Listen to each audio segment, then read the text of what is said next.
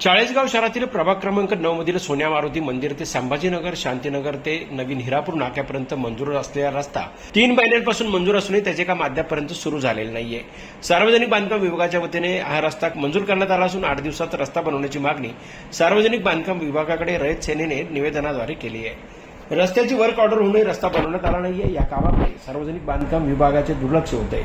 Hirapur road येथून railway स्टेशनला जाण्यास हा मधला मार्ग असल्याने या रस्त्यावर 40 ते 25 गावांचे लोक या रस्त्यावरून ये जा करत असतात. त्यामुळे रस्ता खराब असल्याने पावसाळ्यात या रस्त्यावरून ये जा करणे मोठे जिक्रीचे ठरत असल्याने सोन्या मारुती मंदिर ते नवीन हिरापूर नाक्यापर्यंत मंजूर रस्ता 8 दिवसात नवीन बनवण्यात यावा, अन्यथा रयत सेना प्रभागातील नागरिकांना सोबत घेऊन तीव्र स्वरूपाचे आंदोलन करण्याचा इशारा देण्यात आला आहे. याबाबत कायदा आणि सुव्यवस्थेचा प्रश्न निर्माण झाला, त्या सर्वस्व उपविभागीय अधिकारी आणि प्रशासन जबाबदार राहणार असल्याचेही निवेदनात म्हटले आहे.